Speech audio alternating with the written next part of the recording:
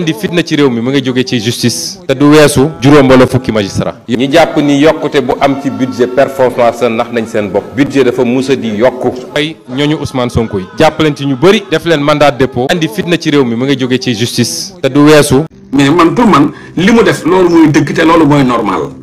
après bu tëddee rey nelaw taw féex amul benn pression bu fa deewoon sax àjjana lay jëm parce que dëgg la fi bàyyi dëgg la àtte dem yoonam fii yàlla rek a jar a ragal yàlla kese moo jar a ragal moom nag dafa ragal yàlla bokkul ak juge yu doomi xaraam yi nekk ndakaaru njaay jal jóob ak taxawaalu ñun dañoo yàgg am ay juge yu salte ay juge yu cagabaar ay juge yu sulaar ñun xam ne ñoon rek lañ xam parce que ay ñoom Mamadou Seck lañ fi xam doomu cagabaar la Bassirou Gueye doomu sulaar la bu dee Omar Maham Diallo doomu cagabaar la boo demee Hamadou Diouf doomu sulaar la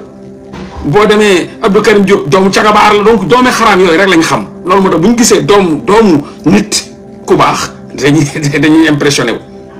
parce que ay doomi xaraam doomu Kutu Mbassane doomu cagabaar